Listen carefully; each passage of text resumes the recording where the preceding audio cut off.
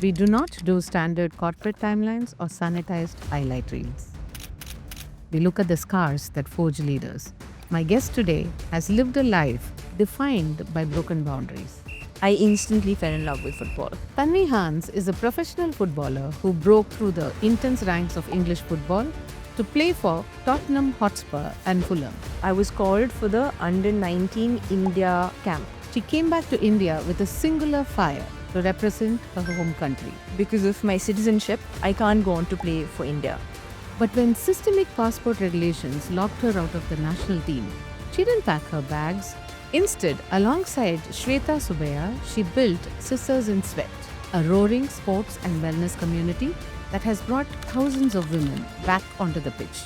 There is nothing like the impact that sport can give or access can give to women. Today, we dive into how she scaled a casual weekend game into a multi city movement backed by some of the sharpest investors in the country.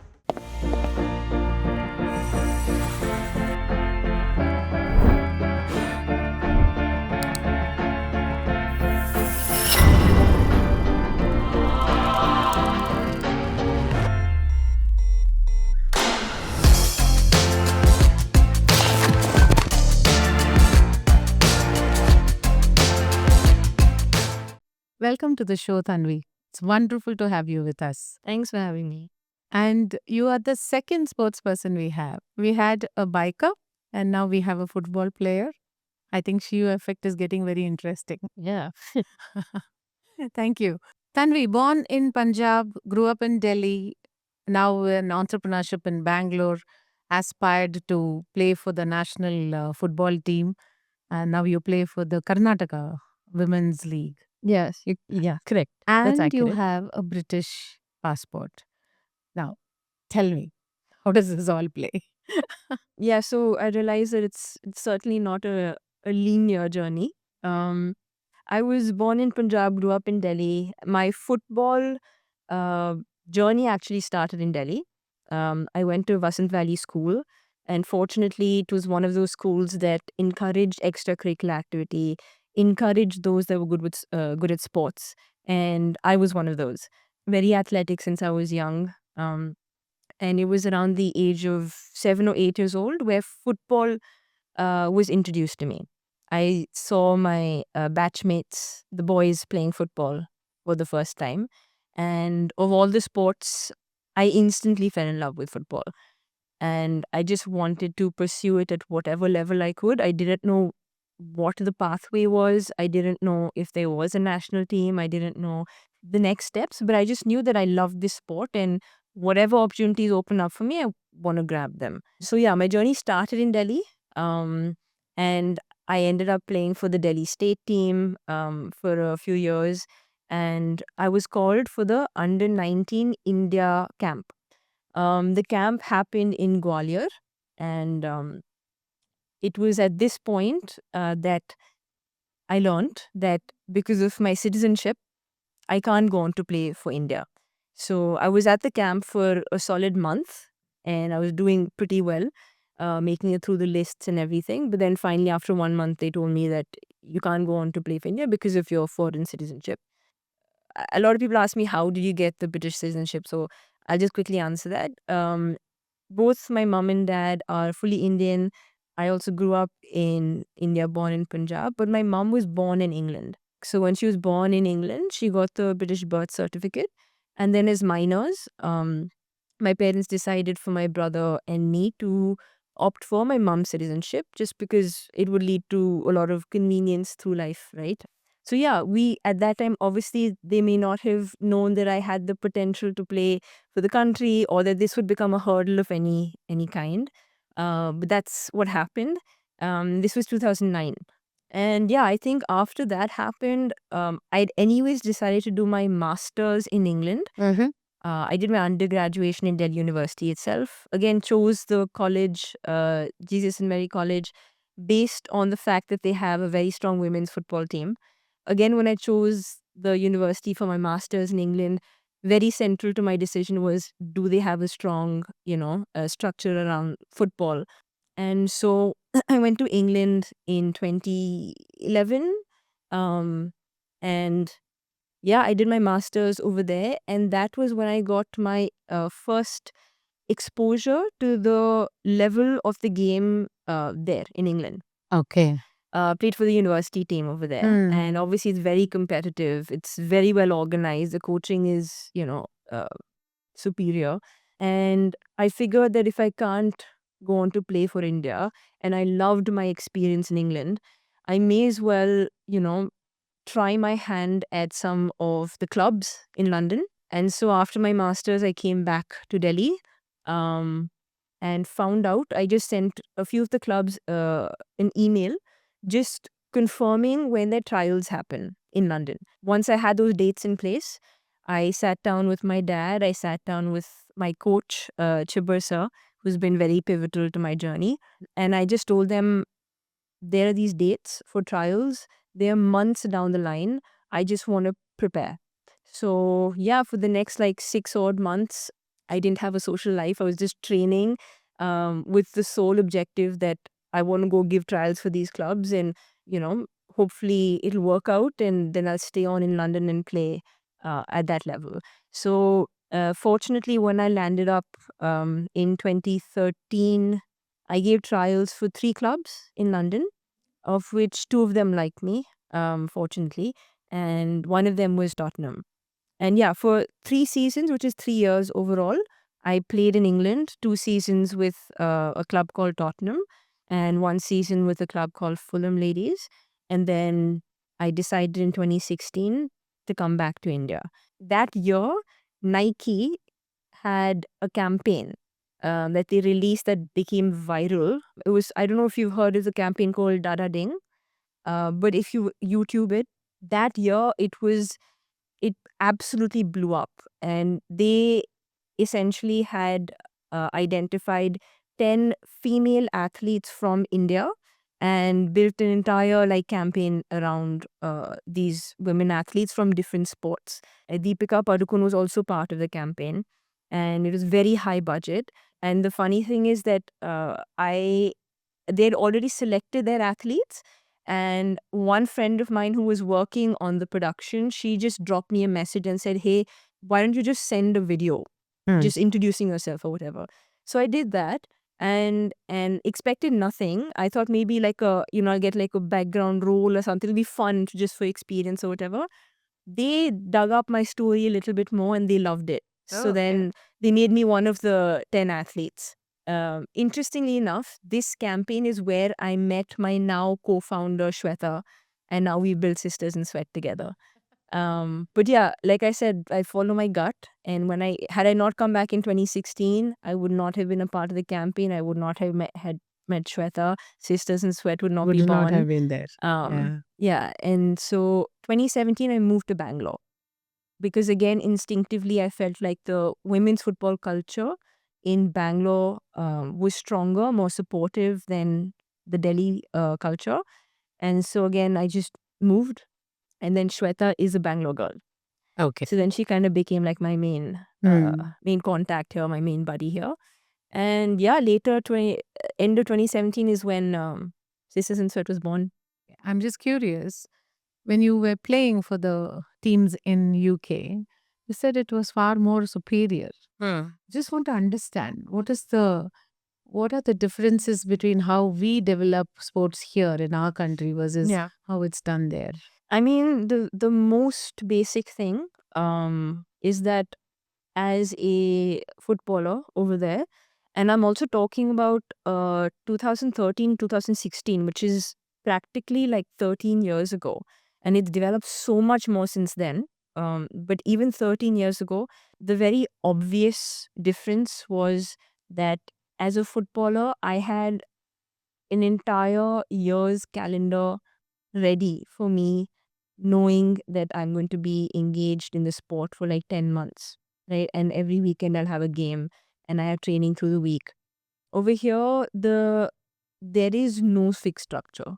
Right now, just as an example, this morning I had club training for the Karnataka Women's League. I'm playing for one of the clubs. So we are currently training, in anticipation that the league is going to happen in August, because we've got like a circular went around from AIFF saying that those are the tentative dates. So we are kind of just training, just assuming that it's happening in August. We don't have dates. We don't know what the venue is. We don't know these things, but we're just training. After this league is over, then actually we don't know what's next. What's next? Yeah. Whereas over there, 1 year meant 10 months, the next 10 months, you know exactly what your calendar looks like. And so when I got 3 seasons over there, that meant I got a minimum of 30 months of experience, as opposed to over here not knowing what the next week is going to look like. And it's then hard for players to stay at the top of their game over here, because they're literally having to themselves find the place to play next just to stay active, to stay fit. Okay, my this season's over with this team or this club. Now I got to move to this state to try and play for this team, this club, and then so on and so forth. And that's, I think that inconsistency and the calendar being so broken and kind of up in the air is the big difference. And that's something that you don't even think about when you're in England, because it's taken care of. Apart from obviously other basics like infrastructure, like a coaching plan, everything from diet to your off-season fitness plan, everything is sort of looked after. So you don't have to think about these things, whereas you really have to be at it over here Okay. for yourself to make sure that you're in touch with the game and you're playing wherever you can. The attention to detail in planning and the nuances of structuring the whole program is far superior there. I think we have a long way to go. A very long way to go. Yeah. It is improving, Mm. but at the rate at which it's improving, it's just not good enough. You know, like the clubs that I played for 13 years ago, 12 years ago, I went back 2 years ago and I saw the same clubs filling up stadiums for the women's team. They're arriving in, absolutely top notch buses. They have audiences, they have fans, there's fireworks. And that's happened all within a decade of me Ah. being there and today. Whereas I've been playing this sport for like 24 years now, 25 years now in India competitively. But I can't say we've moved much in these 25 years. Is it the women's team that hasn't moved, or the women football space that hasn't moved, or is it just football in general in our country? I really believe that India is a football loving country. We also have a lot of history in the sport. Unfortunately, there was a period in between where it just was just dropped off everybody's I think radar for whatever reason. But we do have a history. There are pockets of this country that are absolutely crazy about football, and they're football Yeah. fanatics, and is practically religion in some parts of our country. So we have the audience. We also have the talent, both with the men and the women. And I've seen that firsthand. And the youth is definitely sort of picking up in terms of, yeah, I think the kind of girls that are coming up now, like I don't think I had the kind of skill that they do, right? So that's a very positive thing to see. However, is this system any better than it was 20 plus years ago? I can't say so.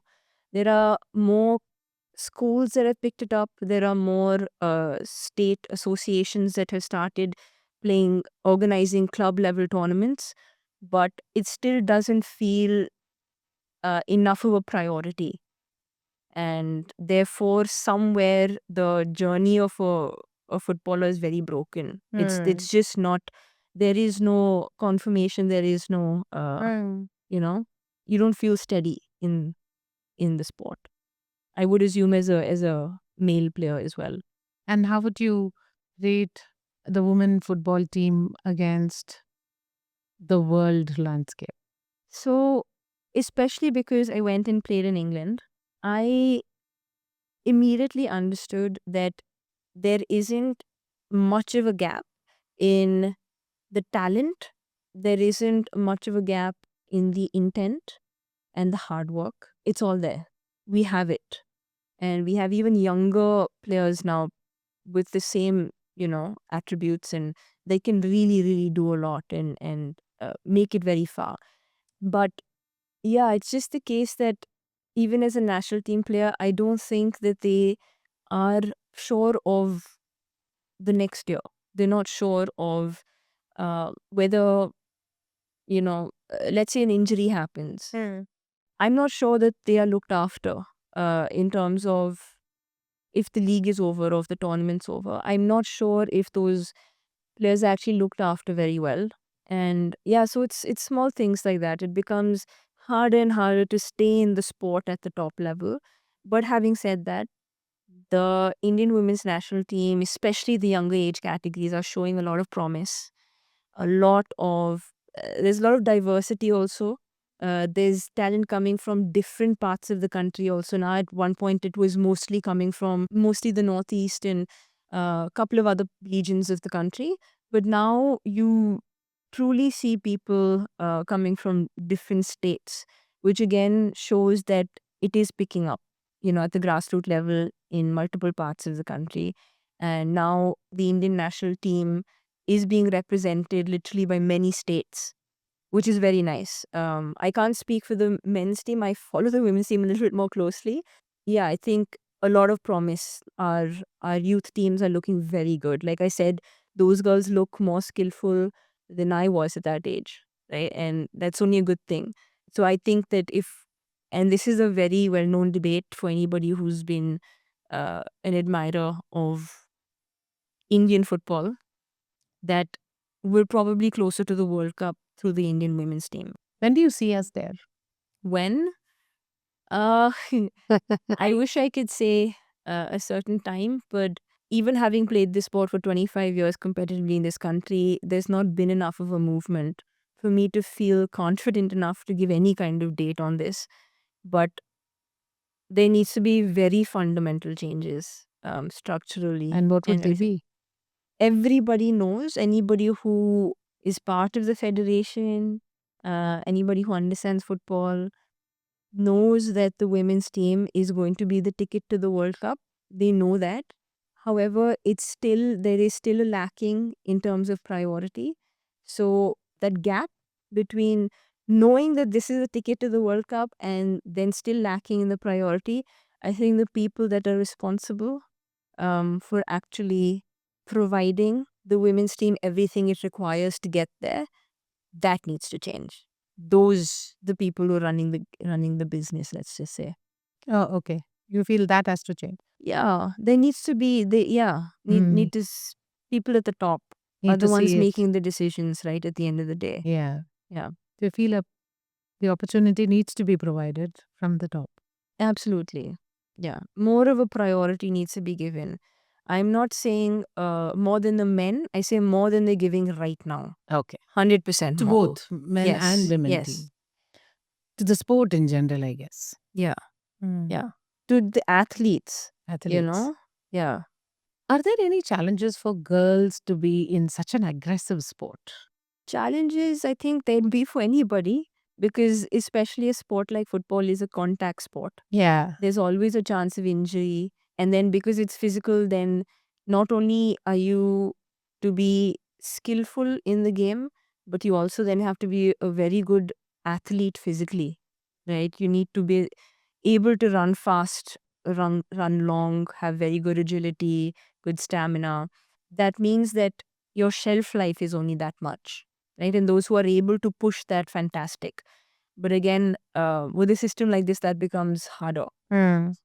I assume that everyone has to tackle with this in the game of football, whether you're playing internationally or within your state or whatever. It is a contact sport. Injury is part of sport. And yeah, just the physical attributes are so important. And keeping up with it, with your diet and everything, it is hard. There's lots of parts that come together for you to stay at the top. For a woman, on top of that, of course, opportunities are limited. I do think that, of course, we do have things like our menstrual cycle every month, which actually plays into performance. Women get cramps, somebody might get a backache, everyone experiences it differently. But on match day, you got to turn up, right? So, yeah, I think that those would be perhaps the opportunities part, and then of course there are these things that we experience as women, like the menstrual cycle, and then of course for some women that's changing, I think, fortunately quite rapidly now, but they're just literally fighting with their own society and their own families to be able to get out and play. Exactly. Yeah. That was the intent when I asked that, because it's considered an aggressive sport, and aggression is not considered for women in our country. We're pretty conservative in that way. And I've heard many parents say, oh, why football or why an aggressive sport? It hasn't changed even now in many parts of our country. So how do women or girls tackle that? I mean, it's difficult, right? You need to have a good support system to come and 100, play 100%. with a free mind here. 100%. Yeah. And this is not gender specific, but I do think that if you study the absolute best in any sport, the one thing they mostly have in common is a strong support system. Whether it's their parent, or whether it's a coach, or whether it's a sibling, or whether it's a wife or a husband or whatever, they have one or two people around them that believe in them like day Yeah. and night, you know? Yes, I think that that is so fundamental. And sometimes it is lacking, especially for a girl. At the same time, those that actually get to access it and play it, especially in the rural parts, and I think it is becoming more accessible in the rural parts of our country as well. It is very liberating. It's very Yes, it empowering. is. It actually changes cultures and it changes mindsets, and the power of it is absolutely. I don't think there's anything like it. Like the way that sport can very, um, very I think it naturally can fast change. track your empowerment, Yeah, right? absolutely. It can. Yeah, yeah, yeah. That's why Sisters in Sweat exists today. Yeah. Yeah. Have you been part of any girl's journey in transforming her life with giving her that courage and confidence that is required? So you did interview Shukla Bose, Yes, we uh, did. and she's the principal of Parikrama. I am a big fan of their, the ethos as an education institution. She's very encouraging of extracurricular activity. She's very encouraging of sport being part of her curriculum, and they have a very strong football curriculum because they have a coach who has been a player himself, very passionate, and she, I think, trusts him a lot, which is Ravi Babu. When I'd actually moved to Bangalore in 2017, the Karnataka Women's League was launched just a year after that. And Purikrama was looking to put in a team in the first Karnataka Women's League. And till date, they have like a club team. And for the first 4 seasons, I was with them and I captained them.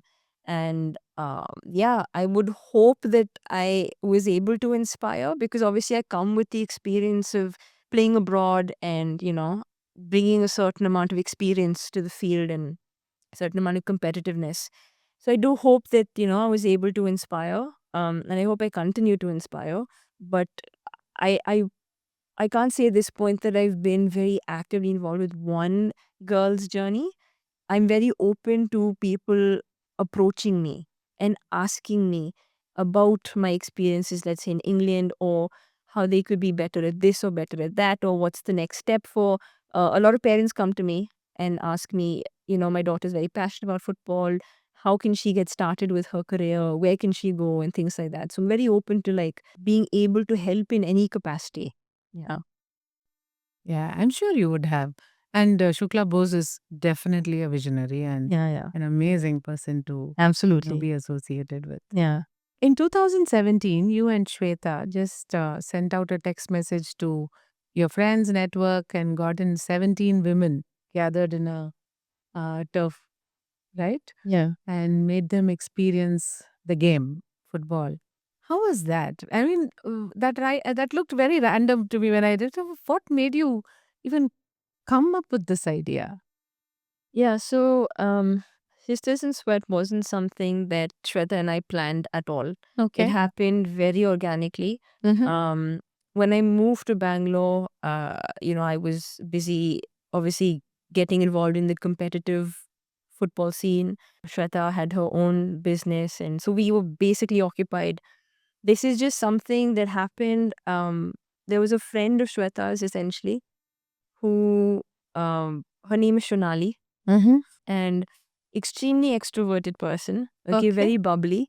And Shweta introduced me to Shonali as a footballer, just saying that, hey, meet Tanvi, she's my friend, she's a footballer.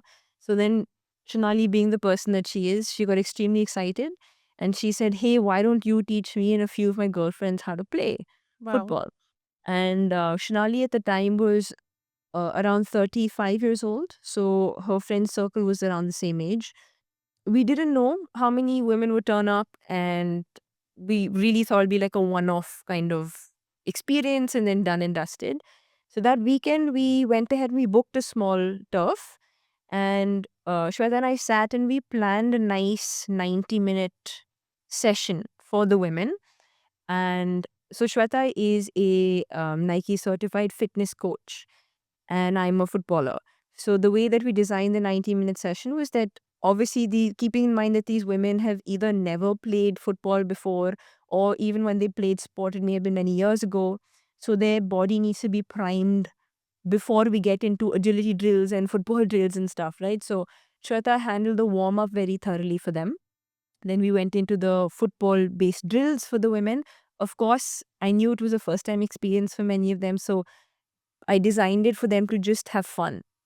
And then we ended with a small game and cool down stretches. So that was the 90-minute session that we had planned. We had music playing on in the background. And that's the format that we still have today for all of our sessions. Okay. And it was a very mindful way of sort of planning the session because, like I said, we just wanted the women to have a good time. You know, they're experiencing sport for the first time or after many years, and a lot of the women knew each other, because they came through Shweta and Shonali's network in Bangalore.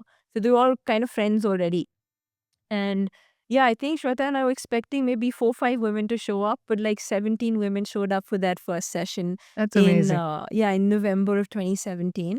And they loved it. They loved it so much that they requested for Shweta and me to do it for them every weekend. And so we did. We just organized this one football session every weekend. And that's kind of what snowballed into today, what is Sisters in Sweat. But that was how it got started. And after about a year and a half year of building this community from that one football session every weekend, we recognized that the WhatsApp group had like hundreds of women on it. And um, his community was growing. And so, we coined ourselves Sisters in Sweat. And And Shweta that's and a I, beautiful name. yeah, one of the members actually suggested it, and it just stuck. It just even the short form, which is SIS, makes so much sense. It all happened very organically. It's not like Shweta and I sat on and wrote on a piece of paper, "This is our vision," and this is what we want. It kind of just all happened, and we recognized that there's a gap in the market that we were very naturally catering to. And who better to do it than like two women who've literally been in the industry, who also understand the barriers, also are experts in our field. And from the very first session, we'll be doing it very mindfully.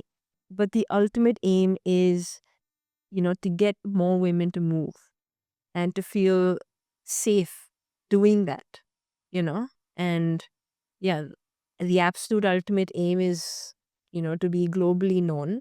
And just like when you think of ordering something, some groceries for your house, you think of Swiggy. We want like every woman out there who comes to a new city or is just fiddling with her phone. We want them to think of Sisters in Sweat the moment they want, you know, to get out there and be active with other women or do an activity in the city or whatever. We want every woman to think of Sisters in Sweat. Beautiful. I was about to ask about the vision, and you beautifully explained that. So, when you bring in women from different ecosystems, like you bring in corporate professionals, mothers, homemakers, and entrepreneurs, I'm sure you have different people coming in there and playing the sport. And like we discussed earlier, sports is very empowering, right? Any physical activity itself, pumps up your energy. I'm not saying no, but sports has a different connotation altogether. You're coming and failing. You have to rise up and play again. Yeah. There are egos at play. There Yeah. is competition. There is stress. There's a strategy. Yeah. How is your sister in sweat helping that impact, right? Helping in that space. I almost see it as a leadership masterclass there. Yeah, for sure. Yeah. See, I think the moment a woman enters a sports pitch, especially let's say a little bit later after their college days or whatever, there are already so many barriers that they've broken to just get there. You know, whether they're internal barriers or whether they're societal barriers or whether they're cultural barriers, whatever it may be, they've already sort of uh, in our view, they've already won if they just turned up, right? And so then it's just about us making them feel like it's okay to make mistakes. It's okay to just be a fool. It's fine. At the end of the day, that's what a sisterhood is about. There is nothing, in my experience, more powerful than having girlfriends support you, and because they probably at some level have had experiences of their own that might be similar. Um, and so, yeah, I think the way that we also try and get more women to be a part of our community is exactly with that viewpoint. We don't package ourselves as this serious sports community where like sport is a tool that we use to get women together because we're experts at it. But the idea is that just come together, have a good experience. A lot of the times, the women, once they experience it, whether it be basketball, badminton, or pizza making, or whatever, they love it and they want to come again and again and again. And then sport then plays its part very well, very naturally. Because once you like a sport, you want to get better at it. You want to turn up for the next session. You want to come up to the coach and say, "Hey, coach, my pass is not. I'm not got the perfect pass. Tell me what I can do." You know. So that stuff then just naturally plays its part. Our job is to make sure that we have the best people looking after the women. It's done with a lot of intention. They feel safe. Things like there's always a hygiene check that's done. Every venue that we work with has clean washrooms for women. Basic things like that. Then the sessions that end late at evening make sure that everyone gets home. Small stuff like that. Right? It makes them really feel seen and looked after. And then basically try to reduce the barriers to entry and the intimidations as much as possible. Yeah. Women innately have a sense of competitiveness in them, right? Second, there is also a theory that it's so easy to form a boys' gang, Right. but it's not that easy to form a girls' gang, Okay. right? Now, what are the challenges you are facing to keep that community going? So I disagree with that. Uh, the one thing that boys do very well, which is actually the gap that I was referring to, that I think Shweta and I, through Sisters in Sweat, recognize and are able to now fill. The boys, after they're done with school, after they're done with their college days, they still maintain their little sports groups. They'll still go out after work and play cricket together. They'll still go out and play board games Yeah, together, or yeah. they'll still go out and play badminton together. So they're very good at using sport as a social tool. Mm. And they continue to do that through a very large part of their adult life.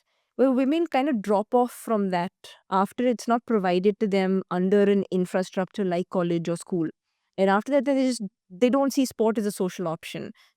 That's where we come into the picture. So boys do that very well. And if it's provided to the women also stick. They do. And we've been able to grow and flourish as a community now pan India because the concept of sisterhood, if it's truly done authentically, and your vibe will attract your tribe, Yes. right? I also believe that there's a certain type of women that will turn up for these sessions, or a certain type of woman that Correct. um So true. that would commit to something like this, or want to Yes. be a part of something like this. So then you've already got that commonality, and then they find friendships with each other. And so I believe that women are also very good at sticking together. And I know that a lot of women have made their friends through Sisters in Sweat in a new city. Yes.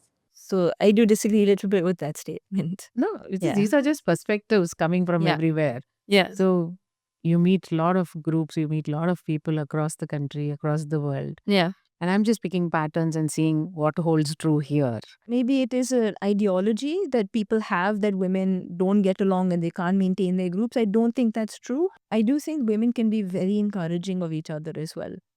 I think we should And be. yeah, no, but in my experience and in the 8-9 years that we've been doing this, in my experience, it comes so naturally to the women. Yes. There's something that Shonali, the term that she uses, which I love, which is, fix each other's crowns. There are a lot of myths and perceptions about how we women conduct and behave and build our communities. And I just wanted to, bring it out from you and have the audience hear the power of sisterhood. So thank you for that. Of course. Scaling from a weekend recreation and building a business model out of it and having 6 outlets now of SIS in Yeah, different 7 cities we're active 7 in. Yeah. cities. As an entrepreneur who has scaled, got funded. I Yeah. think recently you got funded Yeah. too, right? Yeah. And run this, replicate the consistency, the repetitiveness. These are all entrepreneurial lessons, right? I want you to share your nuggets of wisdom to our audience. A lot of aspiring and existing women entrepreneurs out there who watch the show would love to have your nuggets of wisdom. So, like I said, I don't think Shweta and I started off with this major plan. It all happened very organically, but we've very quickly recognized what we were doing and that there was no one else out there doing it, and that who better to do it than the both of us, right? However, obviously, once we wanted to grow, reach different parts of Bangalore, or different parts of the country, or even expand our model beyond sport or whatever, the truth is that Shweta and I also learned a lot along the way. And the one thing that, or rather, the two things that I would say that has worked for us is a very open mindset. I think we always have kept our eye on the intent of Sisters in Sweat being very central to everything that we do. Whichever direction the model grows, whichever direction the business structure grows, the intent needs to always be at the heart of what we do. Always. Even with every hire, even with every coach that we get, even with every venue, like I said, the hygiene check, everything, the intent must never be forgotten. And as long as that is there, then what's worked for us is that we've been open to learning and knowing that we don't know everything. We'll have to sort of learn things along the way. We will have to learn from experts along the way. And to add to that, the team then that we start to build around us should obviously understand our vision, be invested in what we're doing, and again, the intent of what we're doing. Everyone at the table should have a say. We've always wanted that. So even today, we have quite a flat structure in our organization where everyone at the table, even someone who may have just joined us a week ago, may come with their own experiences and maybe young but has her own set of skills or whatever. And we're open to ideas, suggestions, and as long as it makes sense and you can present it in a way that it is doable, and understanding that we are only as strong as the people that we have in our team. So being malleable enough to let the shape evolve of Sisters in Sweat. If we hire somebody today who may just be 21 years old, 22 years old, very young, fresh out of college, but she loves, let's say, hiking. Now, we may not have a hiker in our team, but she's a hiker, so she might have a network in that, and she may know places to go. She may know communities that hike, etc. So we, as much as she may have certain functions to fulfill within within her job, we also sort of lean into what makes her who she is in terms of her interests. So maybe we can start a hiking experience for the community because she has the experience in it. So then we've grown in that direction, So that's kind of how we've grown, and that's the way that we choose to continue to grow. And yeah, and we want every person that joins us, whether as a member or whether as, somebody working in our team, to feel like they have a say, they have importance, that they are seen. And yeah, I think it's worked for us so far. Beautiful. So you've And kept it pretty open, malleable, as you say, yeah, and then everybody has a voice. yes, yeah. And your recent Zerodha funding is for the marginalized communities. Is that the goal? Yes, so basically we Zerodha invested in us Yeah. last year, and it's a 3-year investment. And we have this IP called Sistra Run, which essentially is a large scale run exclusively for women. We've done a few editions of it now, and it all sort of falls under the bracket of the social realm that we want to sort of explore, because I think we're all about impact, and there is nothing like the impact that sport can give or access can give to women who may not, be in privileged positions like us. So that's very much the plan. We're still sort of beefing it up a little bit, but yeah, that is the plan. We did a session a few months ago where the women showed up in their saris, Ah, and we just did a football session on the mud ground for them in their saris, and they loved it. ha. So why not? I did Yeah. see a reel on that, I should say. There was a post. Yeah, Yeah, we post put on up a that, I post. remember. Yeah. And I don't know, I have a love for sari and I was really impressed by that. Right. Yeah. We just wanted them to be comfortable. So however they wanted to turn up, they didn't all have sports clothes or sports shoes. So just turn up as you're comfortable, and then we'll organize a session. And they all loved it. They were so happy, and yeah. I know you are describing your business in a very malleable, open and minded and, shape it as it comes. And yet, as a serial entrepreneur, seeing multiple businesses and also helping businesses scale, I know that there is always an order in the chaos, right? Of course. What is that order you manage, ensure that you maintain? So we have certain structures, of course. We have an office in Bangalore, like I said, off Cunningham Road. And the team is expected to come in as per usual, 9:30 to 5:30 hours. But the nature of our work is such that you kind of have to work outside of those hours as well. But I think that we have structures put in place in terms of giving them a direction, each person that joins us, whether you're joining as an intern or someone as a city lead or a coach, there is a direction that's provided. There is somewhat of a blueprint of what we'd like them to be able to achieve, and that they have the freedom to do it in these ways, right? Bring a certain amount of their own personality, their own style to it. But at the same time, there are certain targets to achieve when it comes to revenue. Just certain internal targets are there. So how they choose to get there will be a combination of their own individual, they are given freedom, but at the same time, of course, there are certain templates and certain structures that are put into their day-to-day job to be able to get there. So yeah, I think there is, like you said, there is order to the There chaos. is always an order in the Yeah. chaos. Yeah, for sure. We just need to see it. Yeah. But yeah, that's been a big learning for us as well along the way. Because from Shweta and me being just 2 people, we then became 4, and then we just kept multiplying.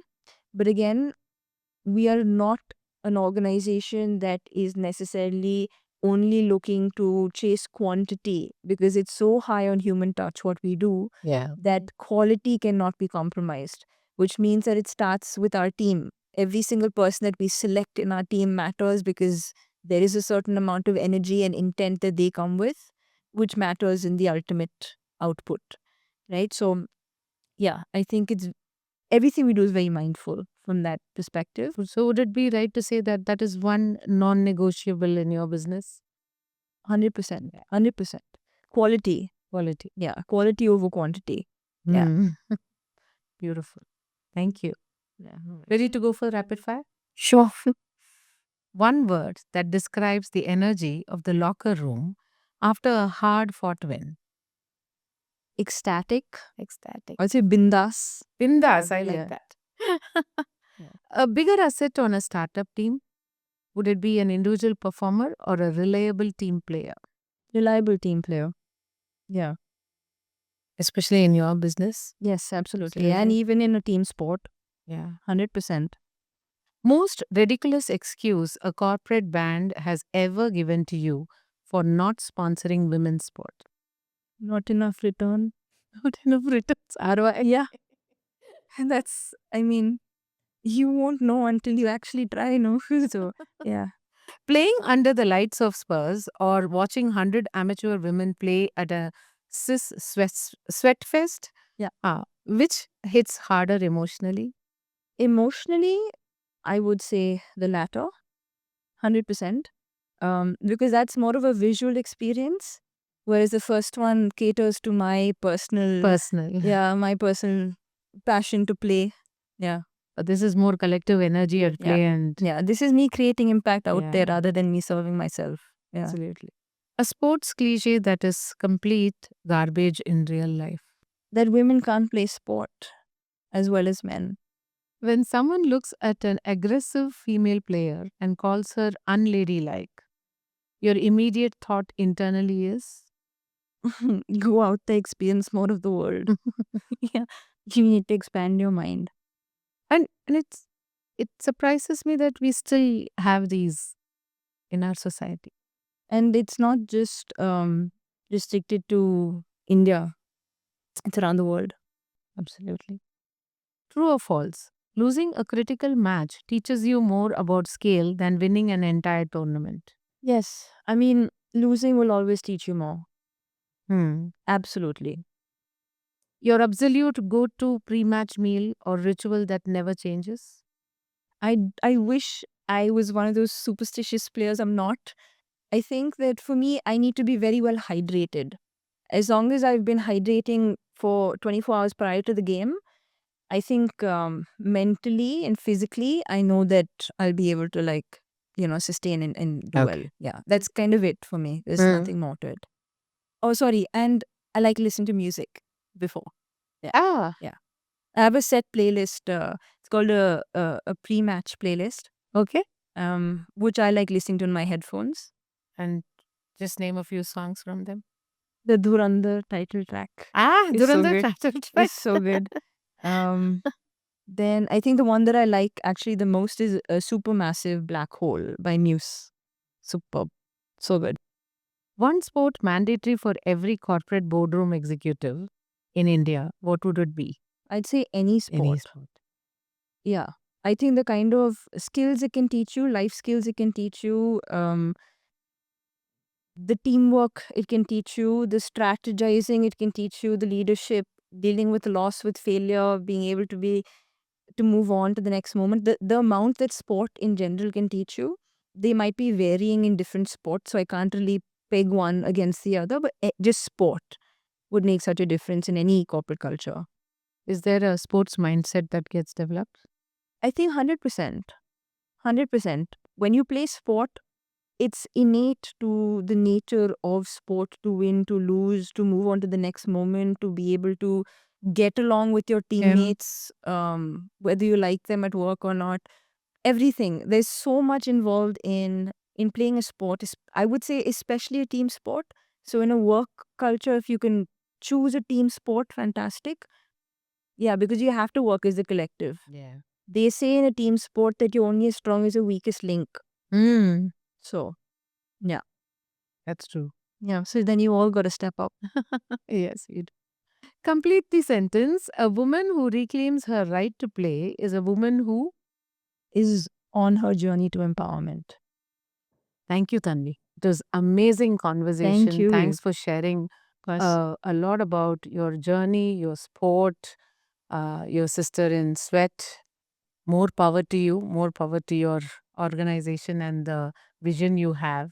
More power Thank to the sisterhood that you're building. Thank you. You're also welcome to come. I've For been just something thinking that that. is something that works for you. It doesn't have to be a sport. Like I said, we do multiple things. I So was just thinking yeah, that. we do. We're also looking at leadership workshops and things like that. So there's just so much that you can get involved in. Yes. So please come because it is Absolutely. an open sisterhood. All signed Yeah. in. Yes, Yes. super. I was Lovely. just thinking that. I was about to ask you after this, you Yeah. know, Awesome. that what do you do with people who are autoimmune with failed knees, bulged disc? What do you do with these people? There's a space for everyone. Everyone. Truly. I would love to be part of it. Yeah. Please. Always, always welcome. Thank you so much. Thank you.